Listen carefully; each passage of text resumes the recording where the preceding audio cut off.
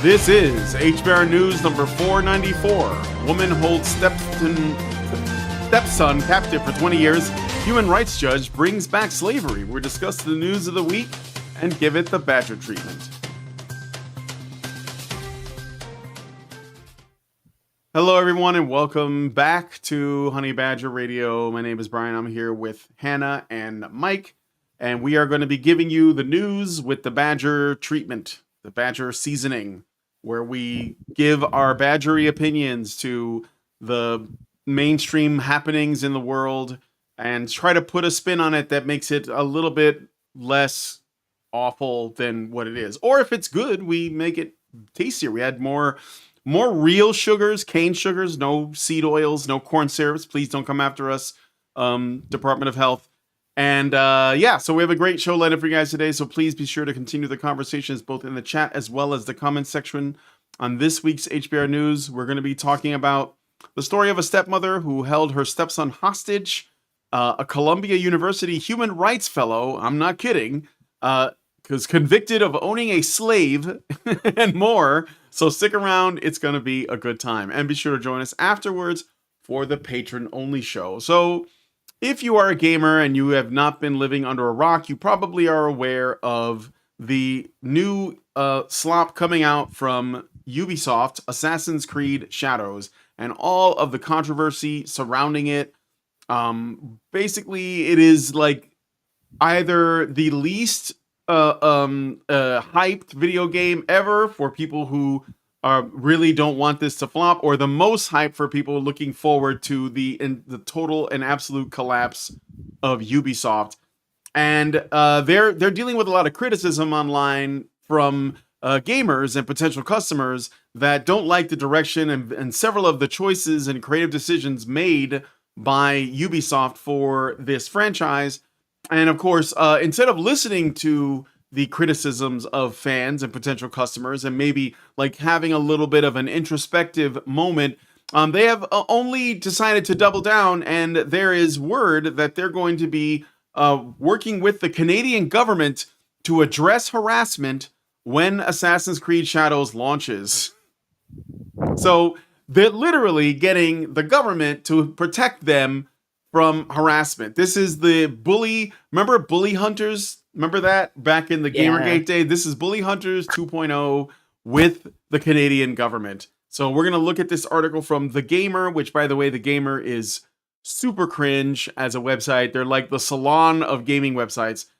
They are the reason for Gamergate's existence. And we're going to be reading this article in the after show. So if you want to join us in the after show, you have to become a Badger yourself by going to feedthebadger.com/subscribe to set up a monthly subscription. And $5 a month will get you into the Discord server where you'll be able to watch all of the bonus content and as well as hang out with us and participate in several of the bonus sort of activities that we have going on. We have writers workshops, we have game nights, we have movie nights, all kinds of stuff. And it is a community that is constantly doing something. So please consider doing that. And if you don't want to wake up one morning and find that we've been yeeted from the internet once and for all, then please go to badgerfeed.com or honeybadgerradio.com. That is where our content lives. Shout out to the Rumble gang that are hanging out on Rumble. I understand the Rumble platform is growing. They've just set up an exclusive lineup with people like Tim Pool, which means, I mean, love him or hate him, if Tim Pool makes something exclusive, that's a big deal. And I think that Rumble is going places, and it would be wise of us to pay attention. So shout out to the Rumble gang. If you're watching, I am watching you guys. So anyway, with all of that out of the way, let us get into today's stories. All right. This one was given to me by Hannah. James Harrison, often called the man with the golden arm, passed away on February 17th, 2025 at the age of 88 in a nursing home in New South Wales, Australia. His death was announced on March 1st by the Australian Red Cross Lifeblood, and it's been making waves since, with tributes pouring in for a man whose lifelong commitment to blood donation saved an estimated 2.4 million babies. Harrison began donating blood in 1954 at age 18 inspired by a life-threatening transfusion that he received at 14 after major chest surgery to remove a lung in 1954. I don't know that the technology was anywhere near it is now. Over the next 64 years, he donated plasma every 2 weeks, totaling 1,173 donations by the time he retired from donating in 2018 at age 81. His plasma contained a rare anti-D antibody crucial for preventing rhesus disease, a condition where a pregnant woman's immune system attacks her fetus's red blood cells if she's Rh negative and the baby is Rh positive, potentially causing severe complications like brain damage or stillbirth. Starting in the 1960s, scientists used his plasma to develop anti-D injections, which have since protected millions of babies, with over 3 million doses issued in Australia alone, helping around 45,000 mothers annually. Harrison's contributions earned him National Hero status, an Order of Australia medal in 1999, and the record for most plasma donations until it was surpassed in 2022 by an American, Brett Cooper. No, not that Brett Cooper. His daughter, Tracy Mellowship, and her children are among those who directly benefited from his donations. Also, patriarchy. Yeah. Part of the reason that I wanted to put this story in is personal.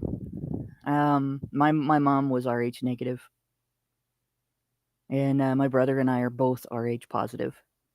So my mom got that shot. Mm, And wow. yeah, it's very, very possible that this man saved my life and my brother's life.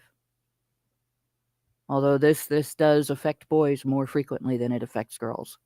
Um, this is the Rh factor has been a known issue for many decades, and it's the Rh negative factor is a very rare blood type, and it's much more common than if you have very particular negatives. Like there's much more AB negative and A or B negative, for instance, than O negative. But and if you have type O blood, you're a universal donor. And there's a lot of people I know that donate specifically because they have a rare blood type. But this is kind of an ultra rare situation where somebody builds up antibodies. Somebody has had a mistake made where they got the wrong kind of blood and they didn't die. And because they didn't die, they were able to help other people survive. Um, and that's to be told that and then have that asked of you and say, I can do this for other people and step up and do it regularly and consistently for your whole life, even into old age, even after you're in a nursing home, even after it's dangerous to you to go through the procedure, donating blood. That is incredibly heroic. And I think a lot of people may not recognize it because donating blood seems like such a simple thing to do. But it's that the older you get and the more medical care you require and so on, the more dangerous it is to have somebody stick a needle in you for any reason, much less to have your body have to deal with losing the blood and reproducing it. So yeah, I just thought this was a good positive story, um, and I understood the gravity of, if this guy had not had that situation and had not been able to do this. 2.4 million babies. He saved 2.4 million lives. Most people can't even say they saved one. Yep. Bro should There get you paid go. for this. Bro should have got paid for this with more than just cookies. I mean, I know he got celebrated and stuff, but at what point do they start paying you for the number of lives you've saved? Yeah.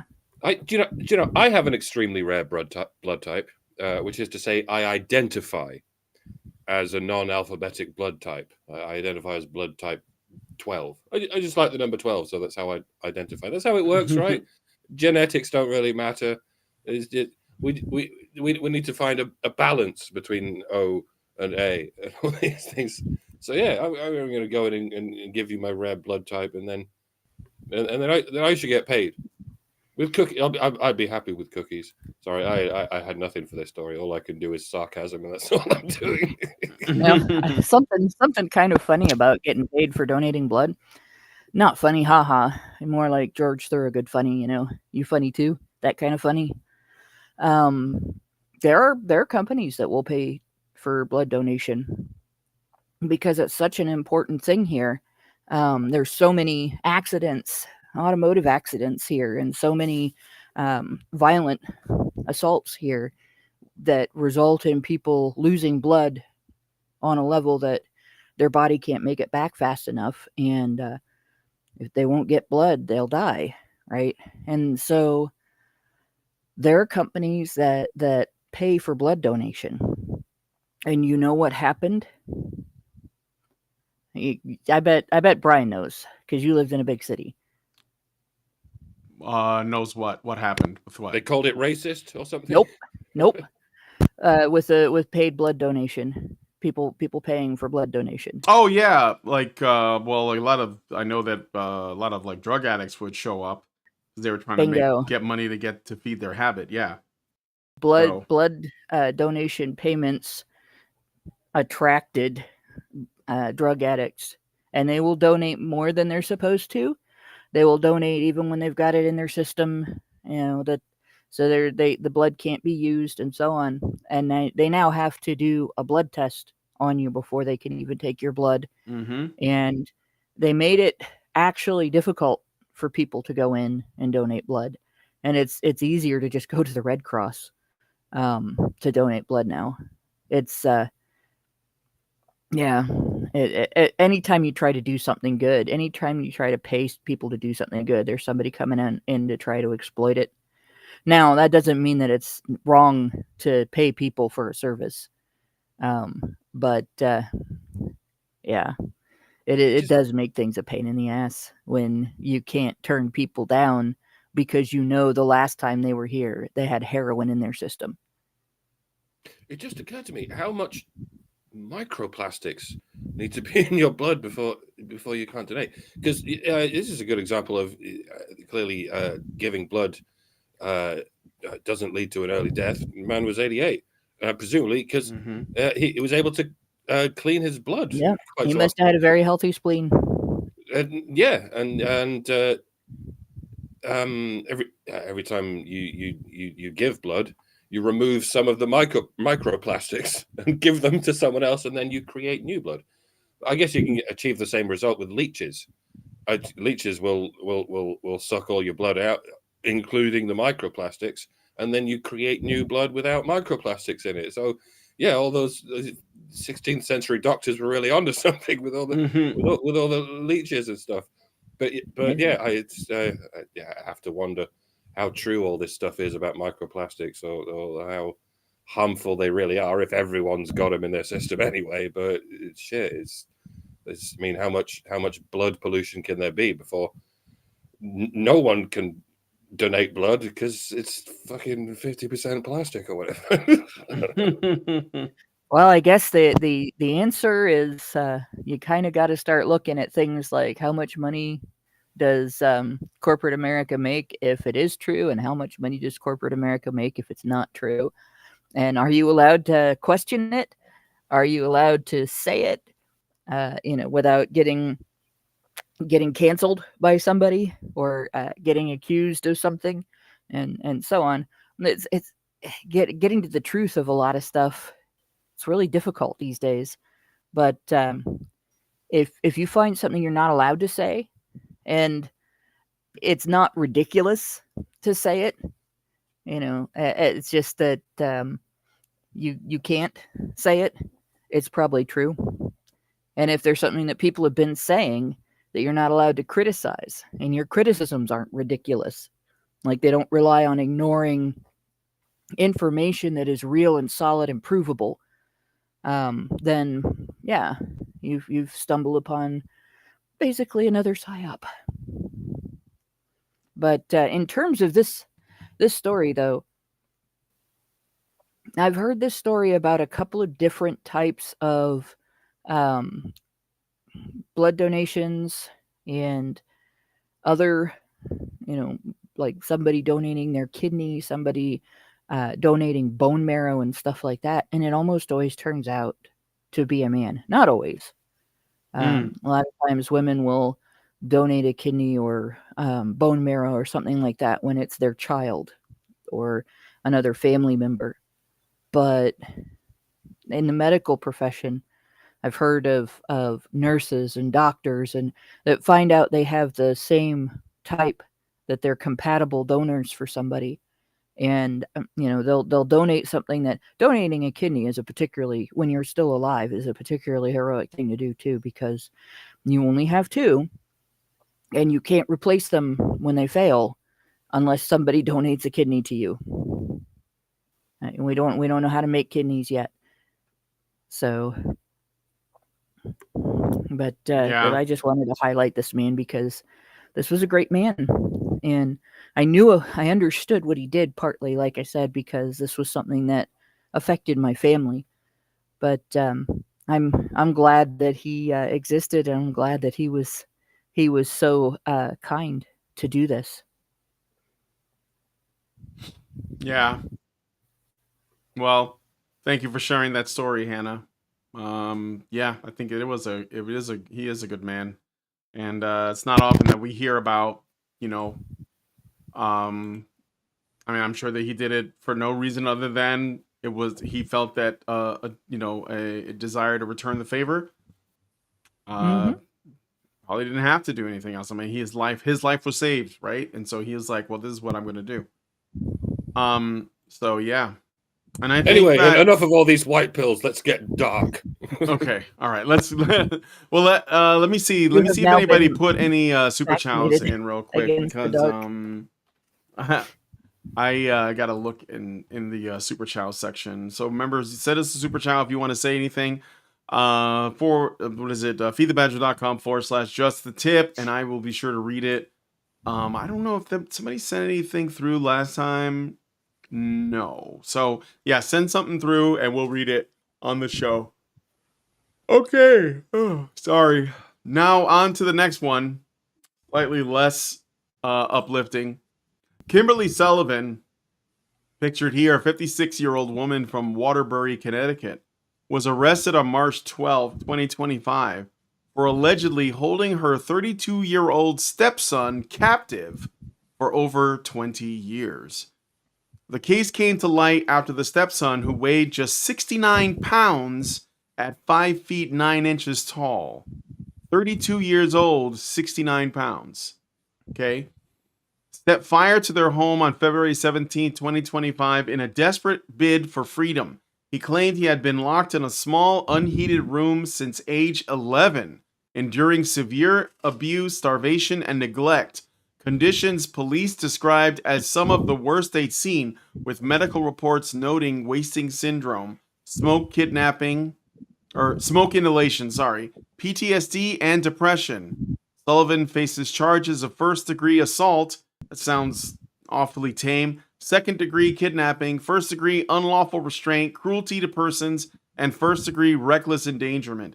She was released on $300,000 bail on March 13th, despite prosecutors' push for house arrest, and her attorney, Ioannis Kaldoidis, insists she's innocent, blaming her late husband, Craig, who died in 2024, for the stepson's treatment. So they're blaming a man who is the father, who is dead, for the treatment of the stepson. The story is chilling.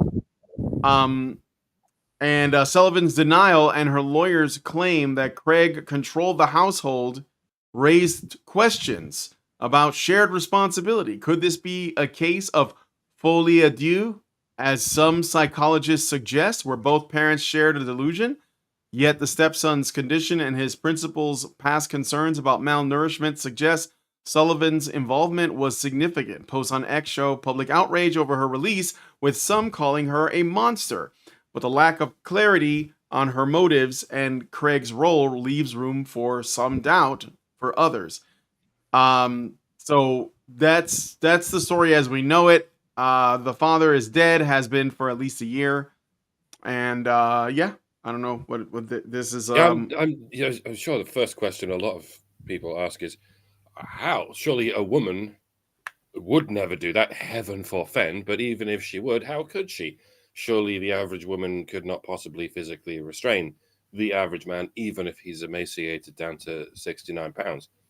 Well, fear is a very powerful weapon. If you can instill fear, then you don't need size or strength. If you're a mouse, you can effortlessly bully an elephant, because elephants seem to be hardwired to be afraid of mice.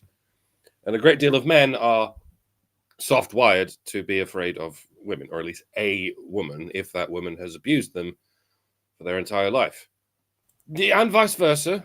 Obviously, we all remember Joseph Fritzl, even after 17 years, something like that. Question is, will we remember this woman? How many of you have already forgotten her name? It's Kimberly Sullivan. Will she become as infamous as Joseph Fritzl? No, it's going to get swept under the rug and memory hold, leaving some of us wondering how many times women commit these atrocities and then get quietly forgotten, if they even get caught in the first place. It makes you wonder how many of them are still out there, still doing this, with or without a man in the picture, not just to their sons, but to their daughters. Though something tells me they tend to get away with it more when they do it to their sons. Society, and indeed the police, have a very high threshold of tolerance when it comes to abuse committed in that particular gendered direction. And it seems this is the level of abuse required to even make it into the papers for a fraction of a news cycle. Usually the abuse is more subtle. They estrange you from your father and tell you he's a piece of shit. They tell you men are all pieces of shit who should feel perpetually and unforgivably guilty. A truly hideous thing to say to a child, but boys hear it all the time from their mothers, from their teachers, and from the media. They think nothing of it, while they have the audacity to tell you that abuse against women is normalized. And then they cut your dick off. One piece at a time, of course. They start with the foreskin, and then as soon as it's legal, they cut off the rest of it. The tires are in bunches. Fuck him, call him Rita if you want. Don't hurt, just obey. Lie down, do as they say. May as well be heaven. This hell smells the same. These sunless afternoons, I can't find myself. Sorry. Song lyrics. Bleak ones. My head is full of them at all times. All right, I'm done. So some of the things I'm going to point out here is, the research done by Sonia Starr showed that a lot of times when a man and a woman commit a crime in conjunction with each other, like when they when they both are involved in drug dealing, or they both are involved in a scam or in child abuse, and the woman ends up getting off and the man ends up getting blamed, or the woman ends up getting more lenient treatment and the man ends up getting more harsh treatment. And a lot of times it's because she'll turn on him, and she will turn state's evidence and accuse him of making her commit the crime, and so on.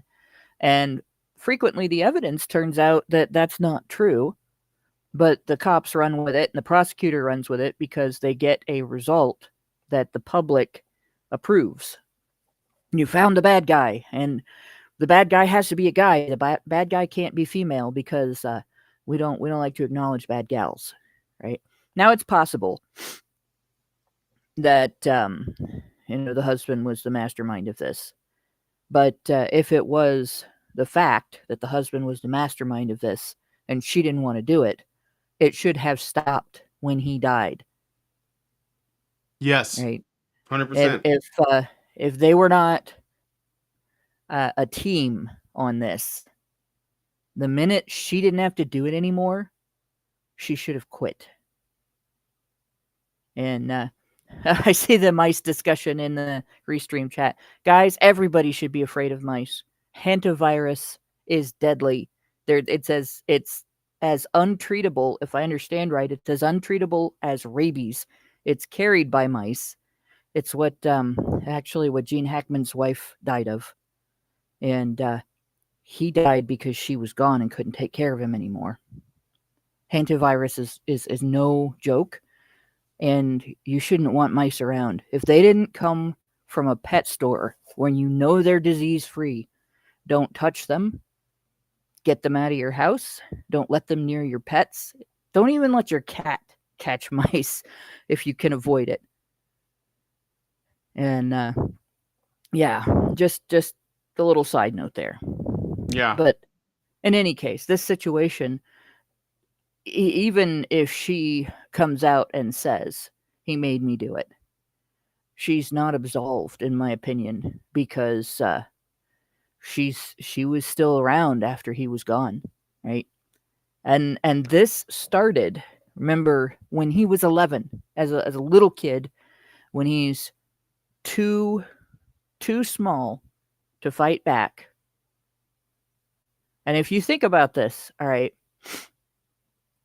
when I was a kid, when I was 11 years old, if I just disappeared from the school system and my neighborhood, my neighbors would have said some things. My school would have said some things. The teachers, the attendance office, there would have been questions. My my church family would have said some things. Right? My friends would have said some things. There would have been a visit from Child Protective Services to my house for sure. Because I had connections to other people. And I can't even say I was a normal child. We didn't know I was autistic. But, I wasn't separated out from the other students.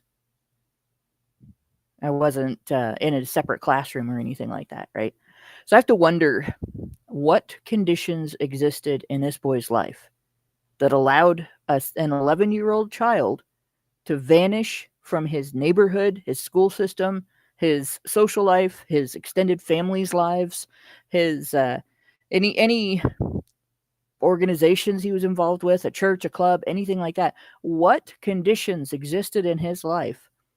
People knew his family was still there. They knew his parents still lived there, but the kid was gone, that he's been locked up and not allowed out. What did they do? Tell everybody they sent him off to boarding school?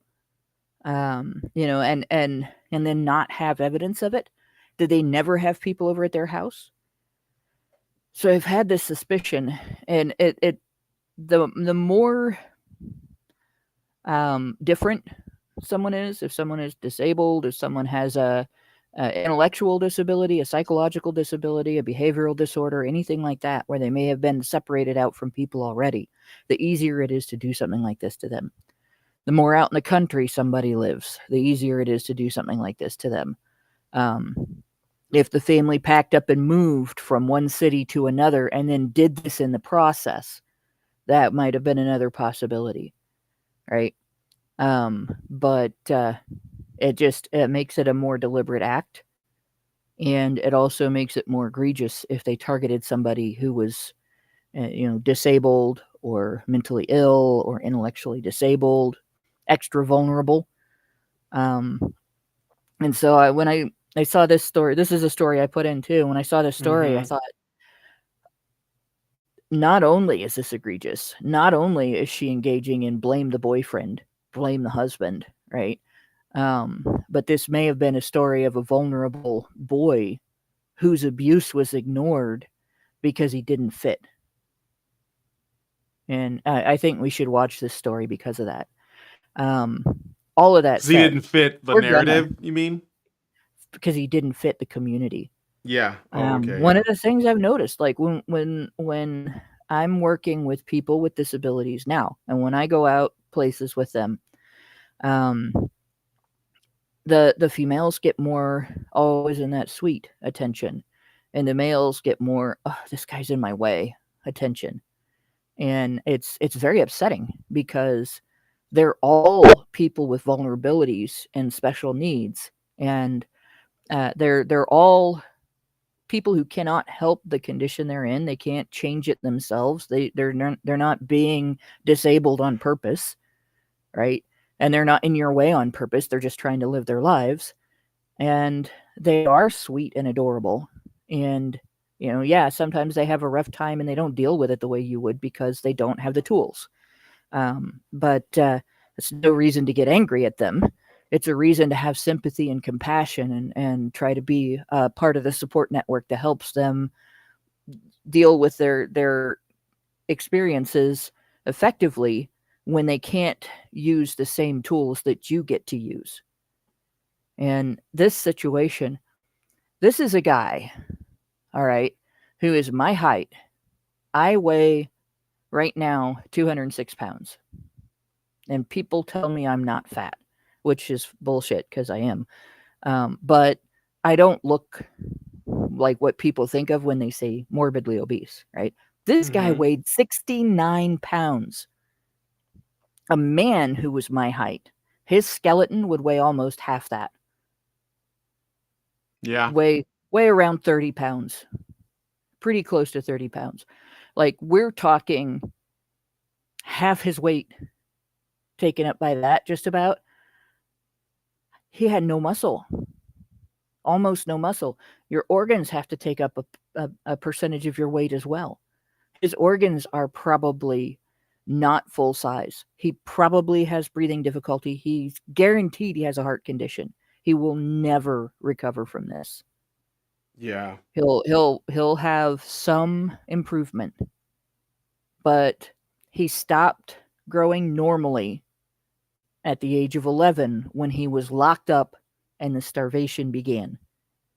Lack of exercise, lack of sunlight. He probably has rickets. If you don't get enough vitamin D, if you don't get enough vitamin C, your body doesn't process your vitamin C. It's just this is a man who has been profoundly abused, irreversibly harmed, and will suffer for the rest of his life because of this. So I don't care if her husband made her do it for any part of that time. She didn't stop when he was gone. Yep. She didn't get this man help. She left the house. It's obvious from the way she looks that she ate and she slept and she went outside. She went places and did things as she pleased with freedom. And she told no one this was happening. For 20 years. In a country where she could have called any number of domestic violence victim shelters and said, my husband is abusing me and his son. She did nothing. She didn't tell the local school system. She didn't call Child Protective Services. She did nothing. The YMCA and the YWCA run shelters, and she did nothing. So I don't care what her story is. She There did you go. nothing. If she was under the thrall of the husband, then I mean, she continued a year after the husband died. Like, if it was all the husband's fault, then surely right after he died, she would have stopped. She would have. I mean, not gone to the authorities because there was no husband left to hold accountable. Whatever was happening kept happening after the husband died, and the guy had to burn the fucking house down in order to escape. So clearly he didn't have the wherewithal to get out from under her thrall. The women have thrall. What the fuck is thrall anyway? I don't know. Yeah, obviously, we need proper thrall control in this country. From now on, all women Common have sense to thrall be- control. Yeah, you Yeah. can't go anywhere with a man without being chaperoned by a family member. Proper thrall control. There you go. Yep. We need proper thrall control.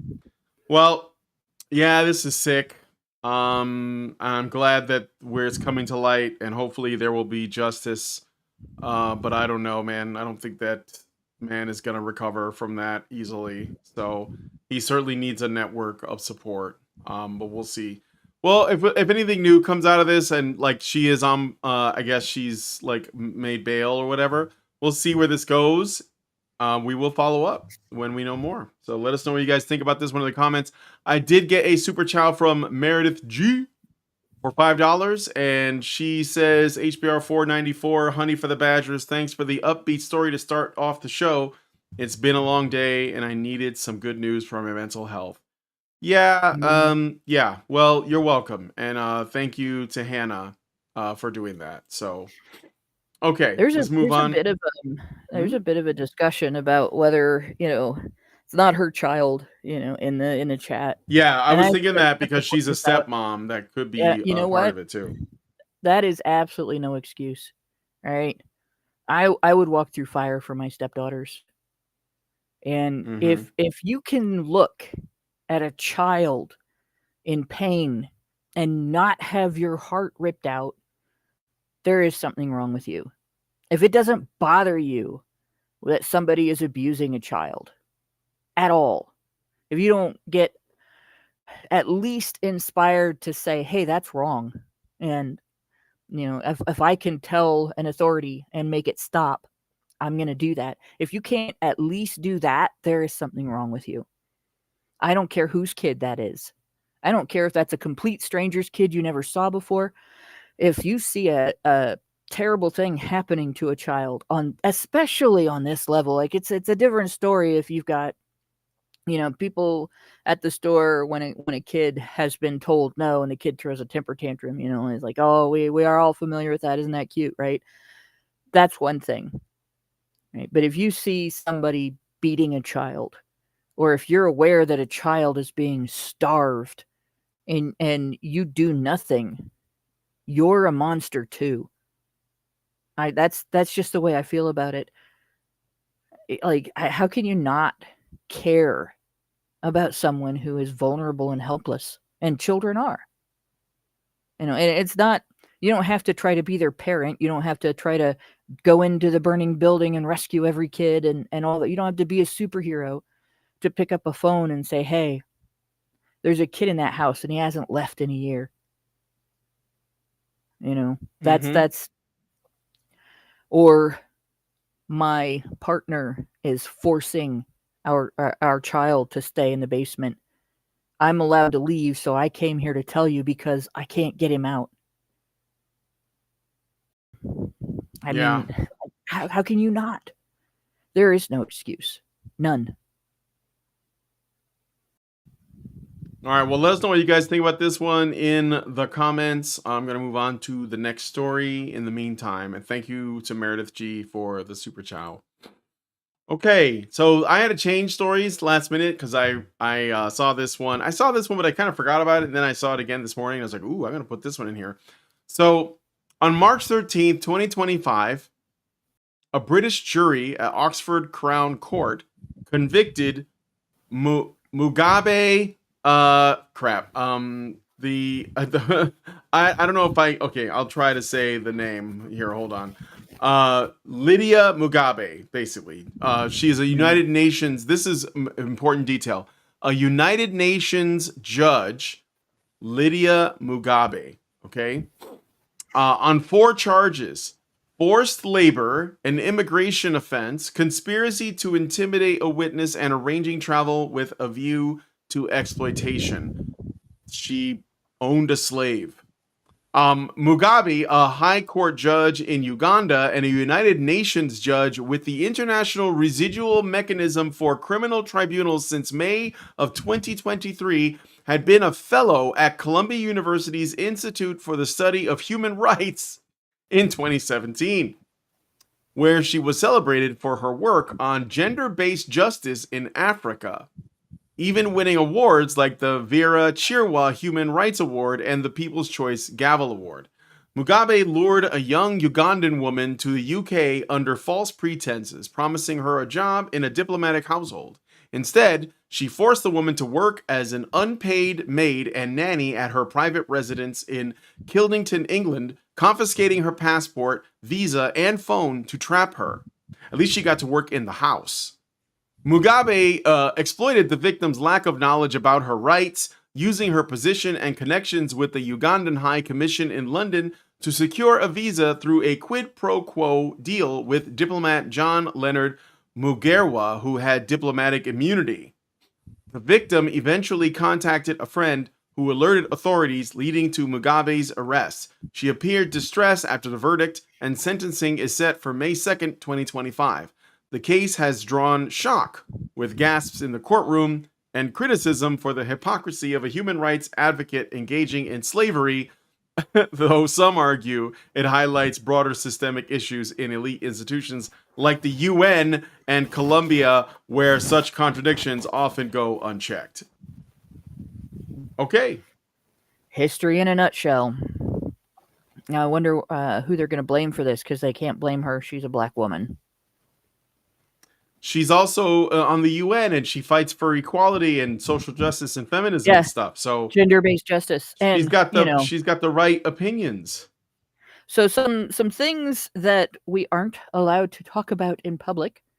A large number of people involved in human trafficking as perpetrators are women.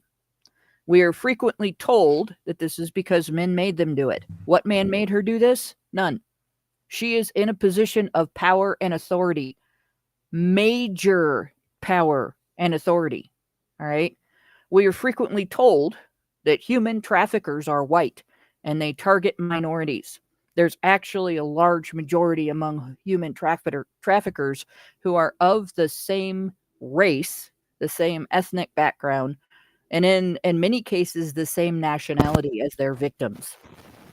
This doesn't mean that white people are never involved, but this is a situation where none of the stereotypes that are used to blame white people, and in particular white men, for enslavement and exploitation of other people are present. Not any. And that's why you haven't heard this all over the news. You haven't heard this emphasized by any outlet. You haven't seen outrage among all of the people who usually come out of the woodwork to talk about how horrible white men are. You haven't seen any outrage by any women's organizations, the UN women organizations that come out and condemn men all the time for gender-based this and gender-based that. Not a word. Not a single word. Nothing from the National Organization for Women in the United States. Nothing from, not even the right-wing organization. I can't think of their name. Concerned Women for America. I haven't seen them say anything about this either. Right? None of the women's organizations in the UK are speaking up about this. None of the women's organizations in the continent of Africa. Right? None of them. None of the organizations for people of color are speaking about this. Where's the NAACP? Where are the organizations in Europe? Where are they? Why aren't they talking about this woman? Why aren't they talking about how easy it was for her to do what she did?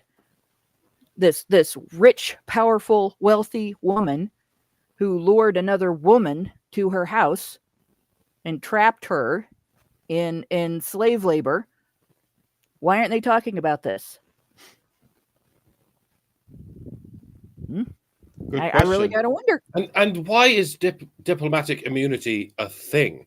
What the fuck do these people do that's so important that they're allowed to commit crimes? Basically any kind of crime. I know it's a cliche, but you know what it used to be for?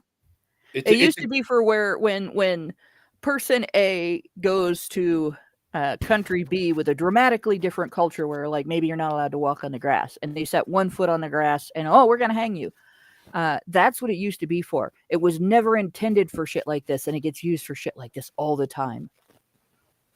It's absolute power. Yeah. And yeah, it's a cliche for a reason. Power corrupts. Absolute power corrupts absolutely. These people aren't saving lives. They're not even trying to save lives. They're just fucking talking.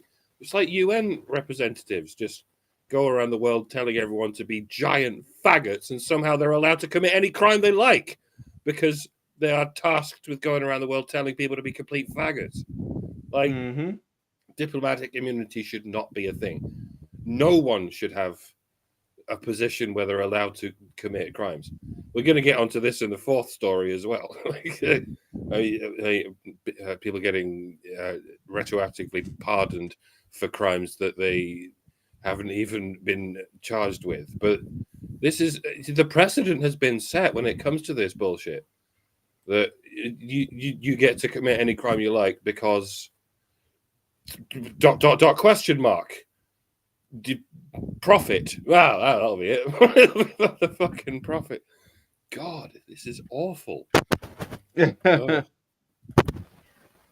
Diplomatic immunity is like daylight savings time.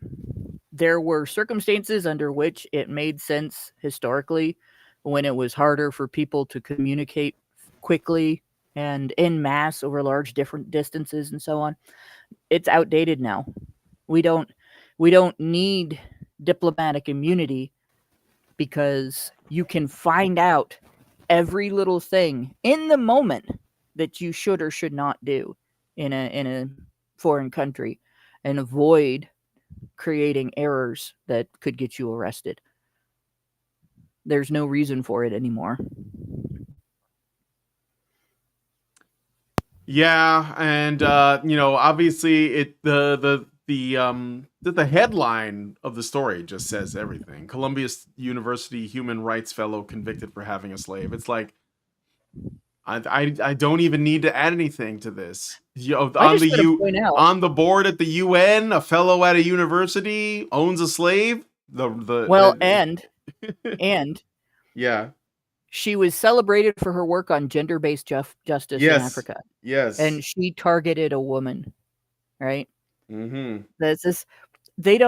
These people don't believe any of the narratives that they promote. When they tell you that women are the primary victims and it's bad to do it to women and blah, blah, they don't believe any of that.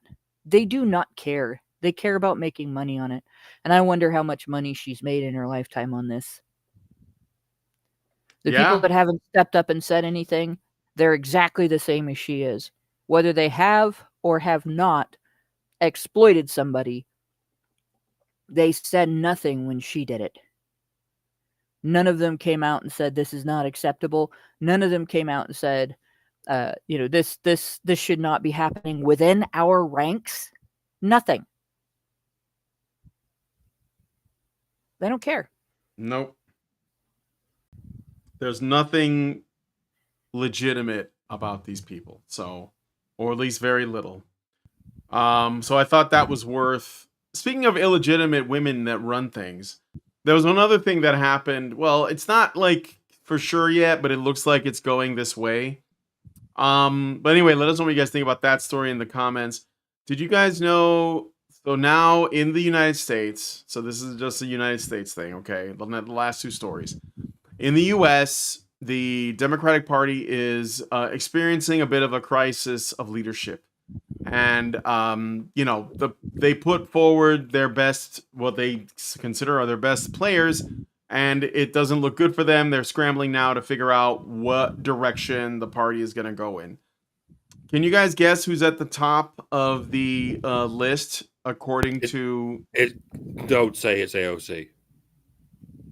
Is it AOC? AOC tops list of Democrats who best reflect the party's core values. Oh, jeez. So we're gonna see more of her. She is like the new blood, and they're gonna run occasional Cortex. Yep. And she is going to be the face of the Democratic Party going forward.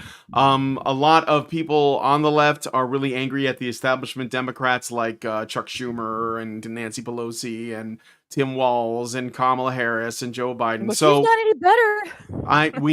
I know she's not even a real politician. She was like a waitress that was like she was literally placed here by people that work for the Young Turks. And that's the reason why I think this is relevant. So AOC is the modern progressive feminist that we're going to be looking at. She is the future of the party. Where that goes, who knows? But I'm just letting you know, this is the absolute state. This is where it landed. So I don't know what you guys' thoughts are on that, but Cenk was leading the charge against Joe Biden on account of he's demented. This bitch is like 30-something and she's already demented. Mm-hmm. You have to clarify who you were talking about when you said he, because that could be either one of them. Yeah, well, I mean, Cenk knows where he is. Well, that's true. He can remember his name at least. Yeah, he has a very different kind of mental illness. I don't even schizophrenia. I think it's close, or some kind of schizoid thing. Yeah, he's just gonna keep yelling until AOC is in power, and then he's gonna go, "Oh yeah, that's fine. Yeah. That's exactly who I wanted. Is it, Cenk? Yeah, we know it is." Yeah. And look, my thing is, like they can't not go this route because she checks a number of boxes. She's a feminist. She's a woman. She's brown, and that's it. Like doesn't matter whether or not she's qualified. That's all they have. Yeah. Like that. Like she's obviously not. And it's the thing, like a lot of people don't seem to get about this whole, let's for a moment not look at it in the framework of like left and right or Democrats and Republicans or whatever, Tories and Labor. Let's look at it in terms of, because the thing is that the problem is that people operate within that paradigm as though that's the only choice we have, and that the literal like results of the 2024 election did not throw all of that out the window, which it should have, which I've been saying for the past, like ever since 2016's election, which is that, Trump isn't a Republican. He's not right wing. He's a Democrat from like 15 years ago, from 20 years ago. He still holds those values. He's still pretty liberal. So that doesn't even apply. And yet people like the bread tubers and Reddit and the loonies on X who, like have TDS or EDS, Elon derangement syndrome, they still think that they're fighting this like left and right thing, and that all they need is somebody who has the best rhetoric and then they win. And they still talk about it that way. We need our own Joe Rogan. What about Hassan Piker? He's like our Joe Rogan. You can't win based on that.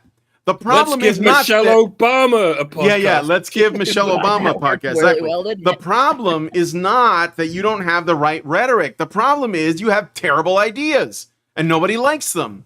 So you don't have good policies because you don't give a fuck about the people who are voting. You have bad ideas. It's not because, we're just not selling it right. No.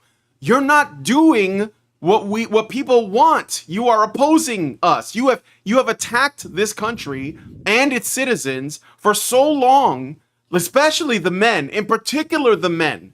Okay? You literally couldn't rhetoric your way out of it because you have done this to yourselves. And this is what people don't get. It's not about who has the best rhetoric. That was one, like we had all these, for a little while on this channel, we had like Debate Me Bros coming on, right? And they were like, well, we're gonna argue against you. And then all they would do is they bring out their tools of language. Like, I'm gonna fuck with this word and make it mean something else. Haha, gotcha. Looks like I win another debate. And it's like, yeah, but you haven't actually done anything of substance.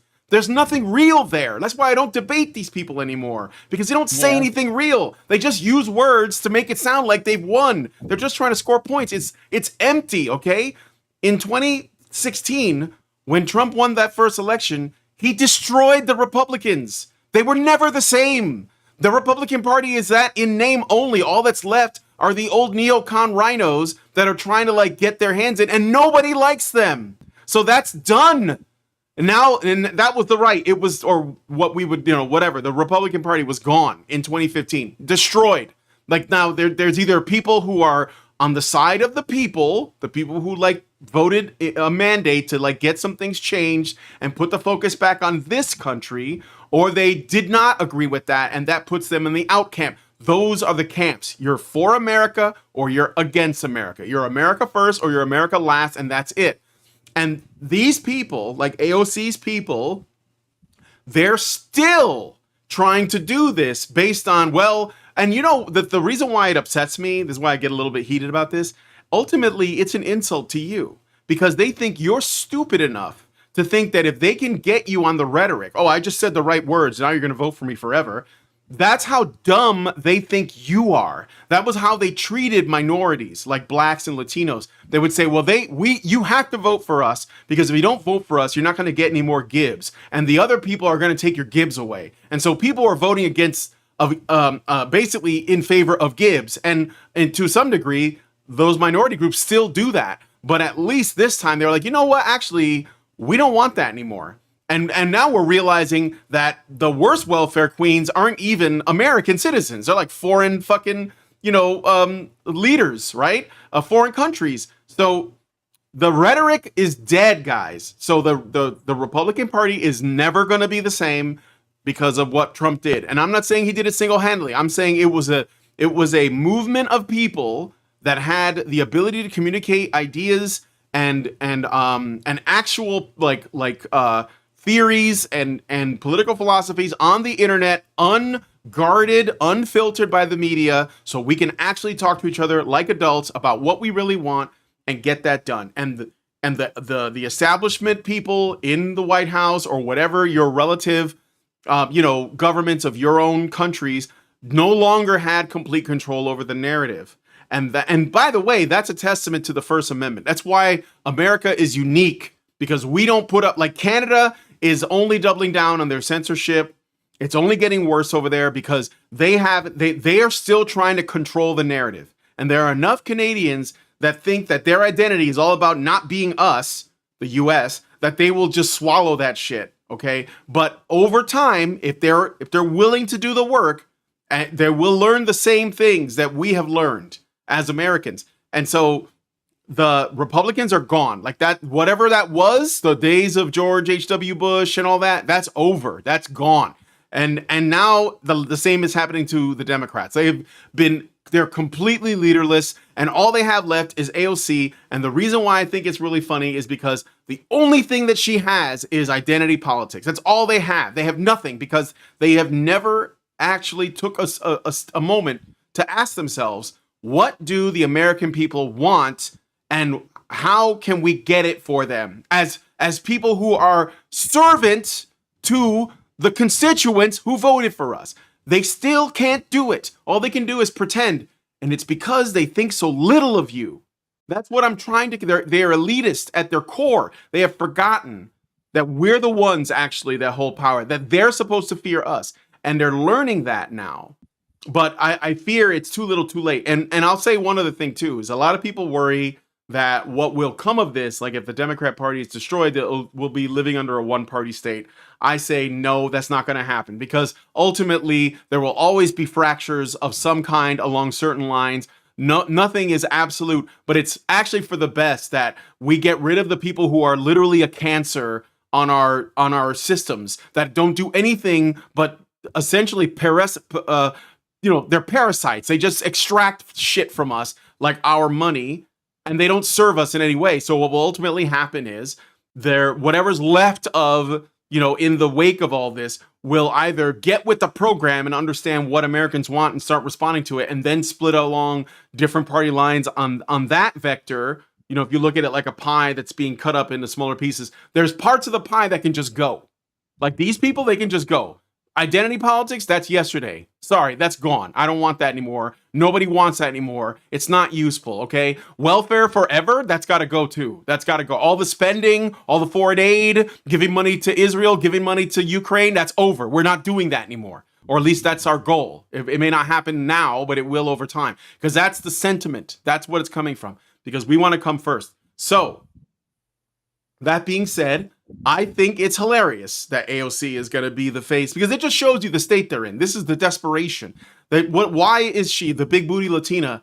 Because she's young. This is what they think. They think young people are stupid. They'll vote for the young person. Young people believe in diversity. They're feminist. They'll vote for the woman. They'll vote for the brown lady. They'll vote for the young person. She talks to them. You saw those videos of that purple hair Democrat lady that's like really, she looks like an old witch with purple hair, and she puts out these like these things on TikTok where she's talking Zoomer speak, like that's cap, and like this is like we're very demure, very mindful. Like that's how desperate they are. That's how sad this whole thing is. Okay, so I just saw this one. I learned about this late last night, and I was like, oh, I gotta mention this at least, just so I can point this out. But yeah, the psyops that are going to come out of this are going to be great. They're going to be hilarious. Yeah. They're going to be cringe. They're going to be fun to make fun of. And here's why I say this. All right, what they've been doing for the last 8 years, 9 years, is pretending. Well, first of all, they came out with, let's get all women all on board with feeling, I don't know, victimized or represented, I guess, by Atwood's. I can't think of the name of the stupid story with the stupid red outfits that they all. I had to read it in college too. It was The Handmaid's Tale. The Handmaid's Tale. Yeah. Yeah. And the dumbest book ever written.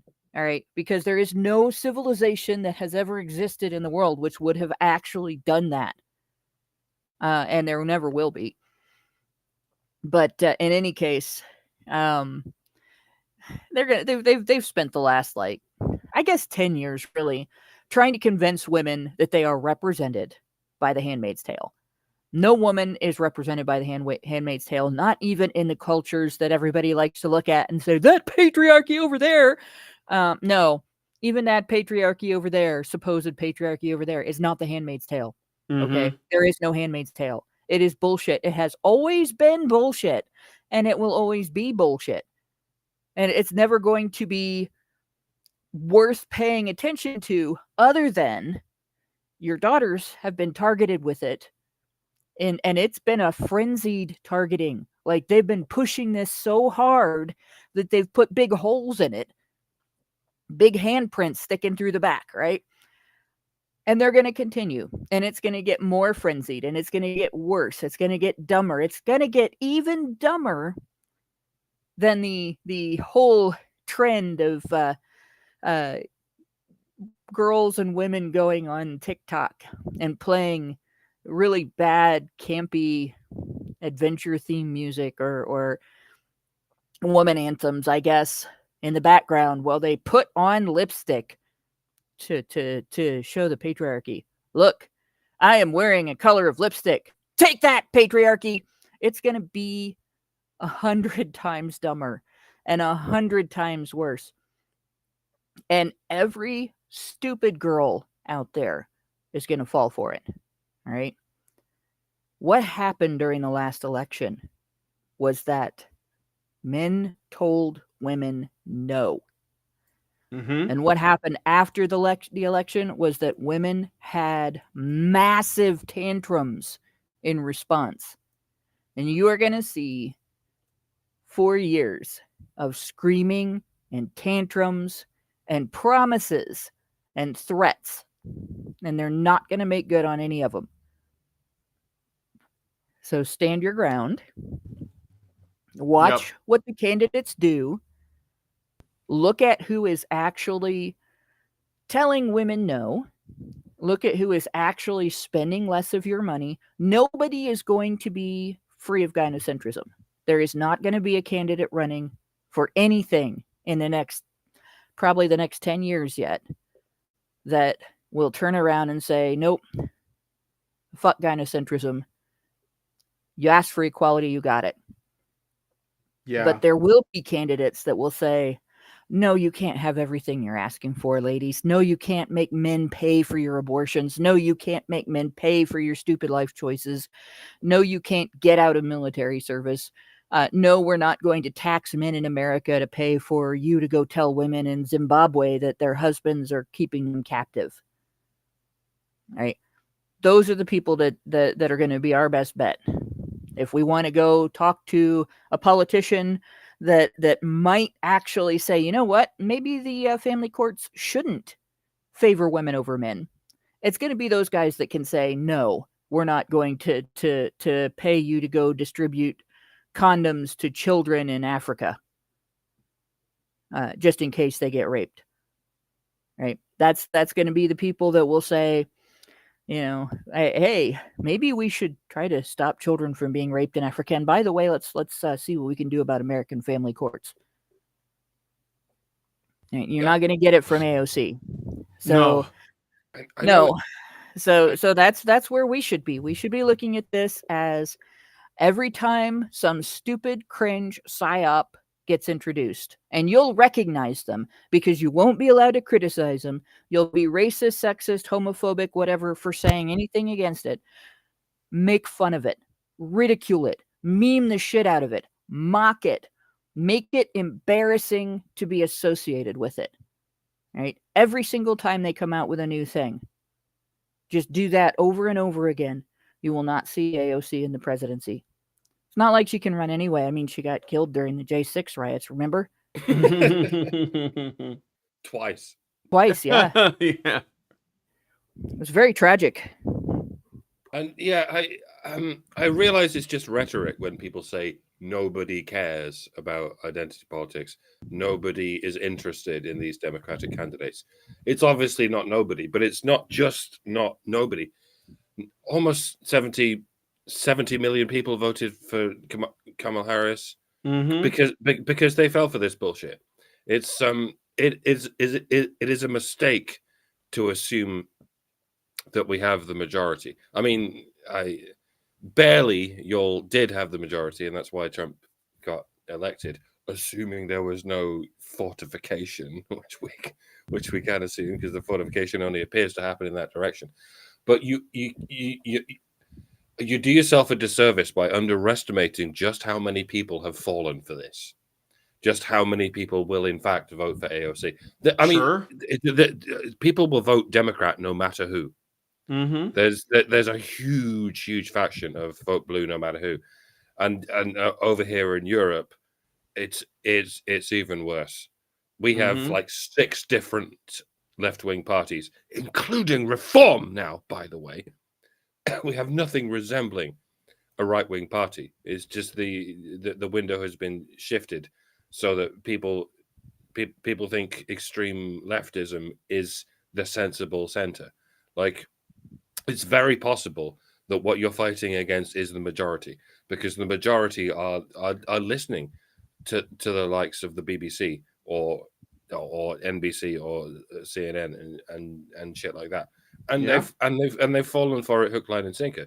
You're dealing with a massive amount of people who have just been hoodwinked, and they can't roll it back. They'll never roll it back. They are deep into the sunken cost, and so they'll never come back. So, yeah, I know we like to rhetorically act like we're the majority, but it's very possible that we're not. It's especially because it's the majority of young people have been hoodwinked, and they don't show up in the polls because they're too young to do it. Because the first thing they took over in their long, slow march through the institutions was the educational institution. Yeah. So these young people are already brainwashed, and they're going to grow up to become voting age, and they're going to vote for AOC. They're going to vote for whoever the fuck is blue. So yeah, this is never going to change until we've not just broken through the voting registry, but broken through the education system. And that's going to take a long time, because it's been a long time since these feminist communists took over the education system. It's and you know, it's still an emergency, and it's going to be an emergency until we can undo everything that these communist fucks have done to the education system. It's hard to even imagine an education system that isn't saturated with communist liars. And you know that we need to sort that out first, and we're not out of the woods until we've even begun to undo what these communist fucks have done to the education system. It started with the education system, and then that bled out into the media, and then that bled out into the government, and that's why we are where we are now. And yeah, it's I'm glad that the people have confidence now in this pushback against the left. But as I've often said, don't rest on your laurels. Don't assume you have the majority on your side. There are many majorities, like I say, especially among the young, Yeah, who sure. Who are still just fucked, and they'll always be fucked. So it's going to take several generations before we can actually fix this. So yeah, don't assume you have the majority on your side. You don't necessarily. Just work on the principles. Work on the rule of law, because it's more important than democracy. Democracy is fake and gay and failed when compared with Re Publica, which means the rule of law. It's the last vestige of principles, and if principles are going to win over the brainwashed minds of the masses, then you have to realize you're up against a monster. You're up against an enormous monster. Yeah. And and you're not going to win if you assume that this monster is just a kitten. It's not. It's a fucking monster. All right? Keep fighting. Never underestimate your enemy. That's how you lose. Overestimate your enemy, if anything. All right? Yeah, I agree. Well, and don't be afraid to use your enemy's weapons against them, which means even if you don't believe in democracy, vote anyway. Yeah. Just don't let them tell you how to vote. All right. Well, let us know what you guys think about this one in the comments. What do you think the future holds? How woke do you think things are going to get? Will they get worse before they get better? I don't know. But I'm interested to see what the future holds. I think that we're seeing something significant. And by the way, I think it's very important to point out that a lot of the tools that these people use, people who just want to control your worldview, comes from our media, and the media landscape is changing very fast.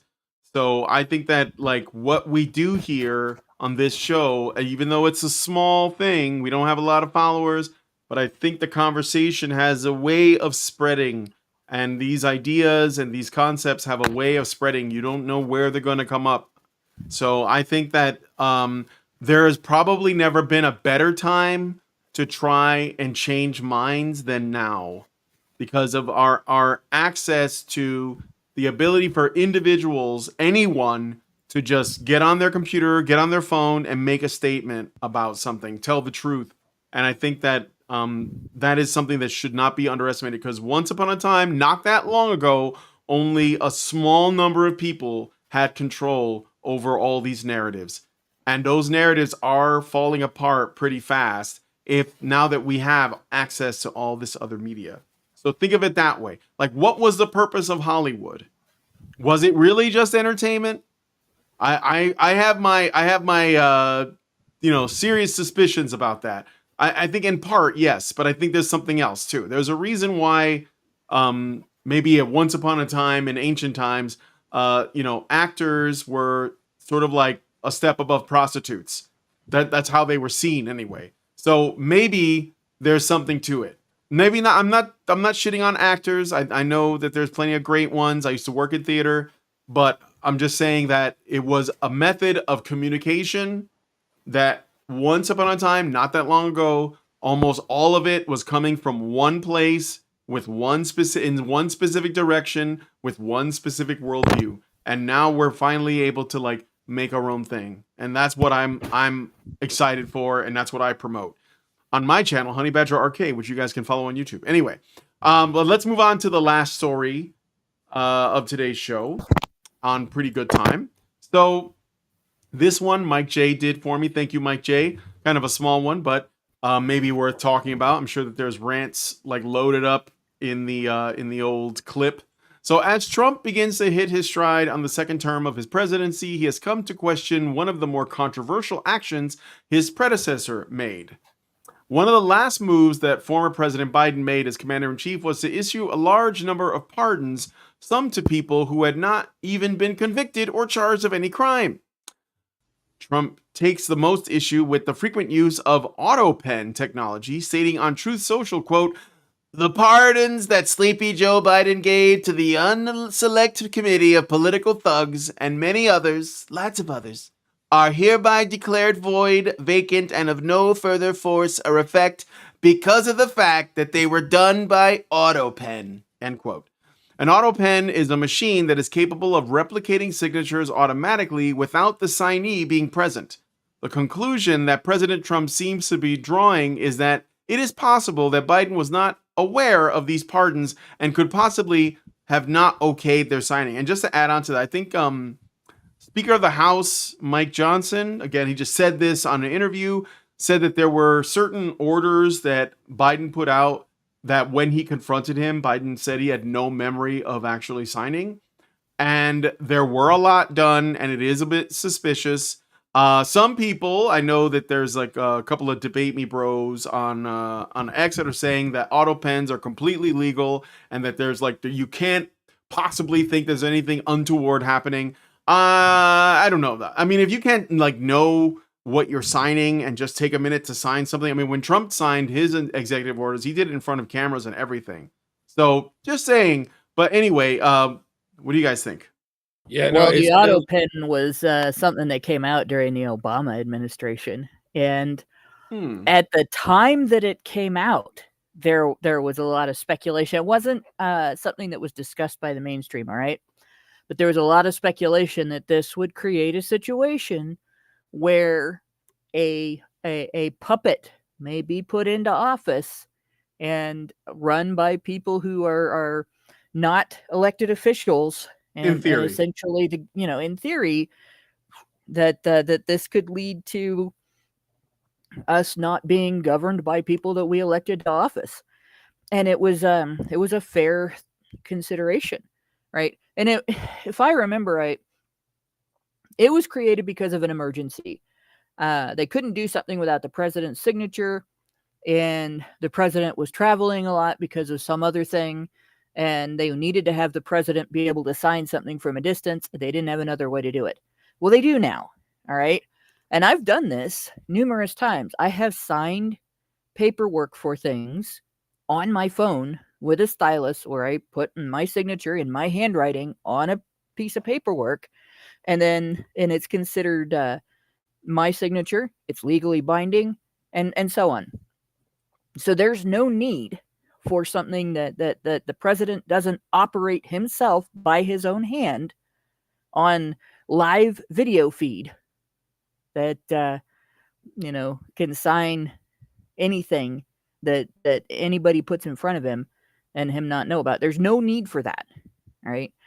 There's no need for him to be unpresent and not present when he's signing something.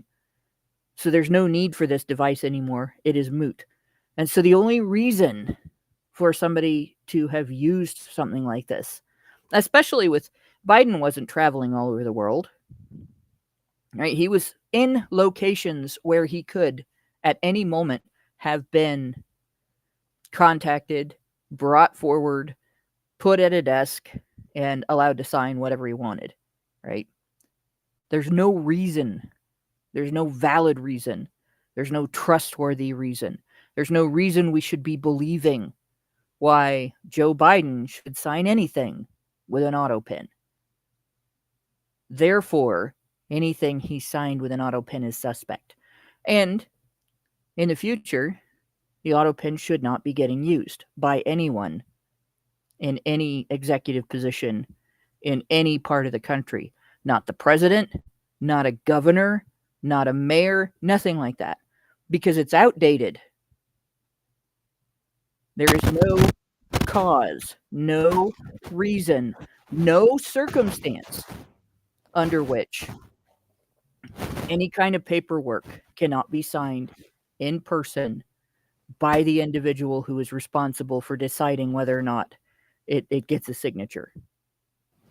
So I think Trump was right to do this, and it's going to be interesting what comes out of it. I'm sure there's a lot of people that are shitting themselves that thought they were safe, but like Fauci, Yeah, like Fauci and Hunter, like and the man who has killed more people than every dictator in the history of the world. Yeah, so that guy, but like all the J6 people that Biden pardoned, like this had to happen. But yeah, vacationing in the Virgin Islands. Aziranks gave us $5 and said Biden was vacationing on Virgin Islands when some pardons were signed, and he's supposed to personally sign those. Auto sign goes back far before JFK. I don't think so. I don't think auto sign goes that far back. But in any case, I remember the debating about it when Obama was president, because they're like, "Oh, this is really not good. This is dangerous, and the future of this is bad."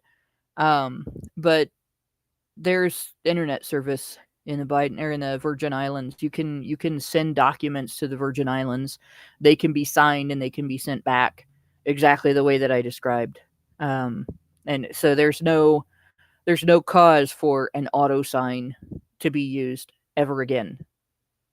Right? They have ways to securely send things. They have ways to make it provable that it was the same document. They have ways to make it provable that it was him using his hand to sign that exact document.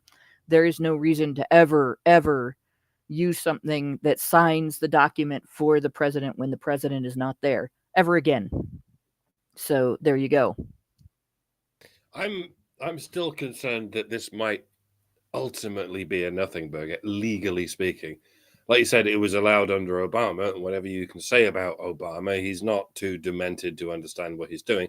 And even if there is a small grey area, or indeed a bloody great red area, I'm skeptical that anyone's going to get arrested in the end.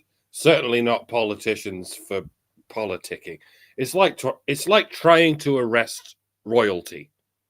It's not going to happen. Prince Andrew's not going to get arrested no matter what happens.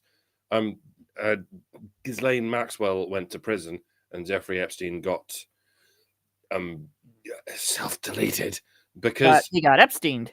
He got Epstein because that's what it takes to get everyone else off the hook. They always do whatever it takes to get them off the hook. Where there's a bill, there's a way. That joke works on several levels. I am clever. But yeah, no, you can slash US aid funding. You can sack a bunch of people for being useless, and that's great, and you absolutely should. But the government is the ruling class. I mean, in America, it's the equivalent of royalty. They don't face consequences unless the ruling class itself comes together en masse to throw you under the bus. That's how you can tell that Trump is not in their club, because he did get prosecuted on the very definition of trumped up charges, while the rest of them are embezzling and laundering billions of dollars, and in many cases bombing and drone striking countless innocent people and getting away with it. And I don't mean to black pill everything. There are things that can be done, but it really only goes as far as firing people. It could emerge that the entire Jan 6 committee is caught bang to rights having committed treason, and the worst consequences they will ever face is getting fired, if even that. Fortunately, that's one of Trump's specialities. I have it on good authority that he's just a reality TV star, and that was the only thing he was ever famous for before he became president. Apparently, he was a total nobody until he was in a TV show where he fired people. Okay, whatever. Well, let him cook. Let him cook. He's even going to fire Elon at some point. The Doge is only supposed to exist for like 2 years, and then it's it's supposed to make itself obsolete. He said that when he started it. Yeah. If If only every government department I could know. do that. If only there Achieve- were movements that tried to advocate for things that would make it making themselves obsolete the goal. Yeah, achieve what you need to achieve, then fuck off forever. What a world that would be. We'd be joining hands and singing Kumbaya for real. So yeah, it would be nice if we could send these criminals to prison where they belong. It would be nice if such a deterrent were put in place. But at the same time, it's a mechanism that could easily be corrupted and used against the good guys. I mean, it already is. So realistically, let's work on getting them sacked. That'll have the same effects as far as the general public is concerned. Get them out of our lives, stop them stealing our money, and don't let it happen again. If you give them a short, sharp shock, they don't do it again. Dig it? I mean, he got off light because I could have given him a thrashing. All right. All right. Doge is going to become obsolete, but it's not going to become obsolete. What's going to happen is it's going to it's going to have to go from being Musk's responsibility to everyone's responsibility. I can't like imagine. It's got to remain an ever vigilant apparatus. Yeah. Well, it's basically going to stop being an agency or a department, and it's going to have to start being people paying attention. There have been Doge-type revelations my whole life, at least. I remember there being something when I was a little kid called the Pork Report that my parents got outraged about. They spent money on that. They spent money on that. What the hell is wrong with these people, you know? And you would hear stupid things. Like, I always like to highlight the ketchup study, where they actually put different brands of ketchup on a slanted table and rated how fast they ran down the table, and the government helped pay for that study because it was just so important to the American people to know which ketchup is runniest and which ketchup is the least runny that they took your tax dollars and paid for that at one point. Right. And there was another one where they gave cocaine to pigeons to see what happened. The outcome was heart attacks. Yeah. Pretty predictable stuff, right? And these kind of things, like this stuff, people should have been so outraged over this stuff 50 years ago that they started voting people out of office. There should have been a complete lack of incumbents for the last 50 years.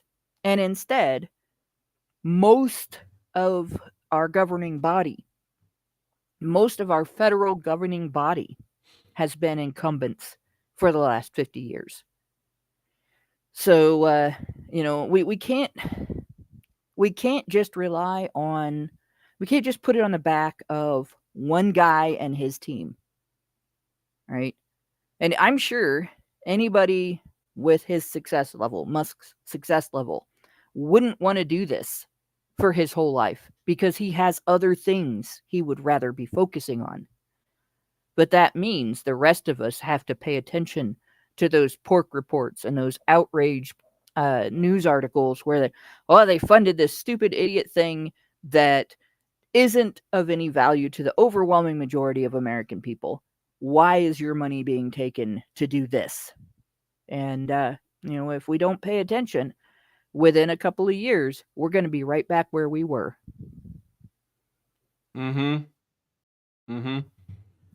All right. Well, let us know what you guys think about this one in the comments. We have come to the end, my friend.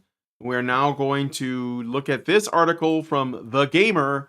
We're going to talk about something a little bit lighter, but also kind of fun, and maybe talk a little bit about Snow White and the absolute potentially death of Disney. So, I don't know, join us in the patron show. Go to feedthebadger.com/subscribe and set up a monthly subscription. $5 a month will get you into the Discord, where you'll be able to watch all of the additional content, or you can give it higher levels and be a part of the conversation itself. I hope to see you guys there. With all that said, thank you guys so much for coming on the show. Thank you to Mike and Hannah, as always, for helping me get through the stories and giving your takes. And thank you guys for watching most of all, because without you, we'd just be shouting into the void. It'd be like throwing a message in a bottle in an ocean full of messages in bottles. Who the hell knows which one is ours? All right. So with all that said, if you guys like this video, please hit like, subscribe if you're not already subscribed, hit the bell for notifications, leave us a comment, let us know what you guys think about what we discussed on the show today. And please, please, please share this video because sharing is caring. Thank you guys so much for coming on today's episode of HBR News, and we will see you next Tuesday. Men's rights activists are machines, dude. Okay? They are literal machines. They are talking point machines. They are impossible to fucking deal with, especially if you have like a couple dudes who have good memory on top of that too. Holy shit, you're fucked.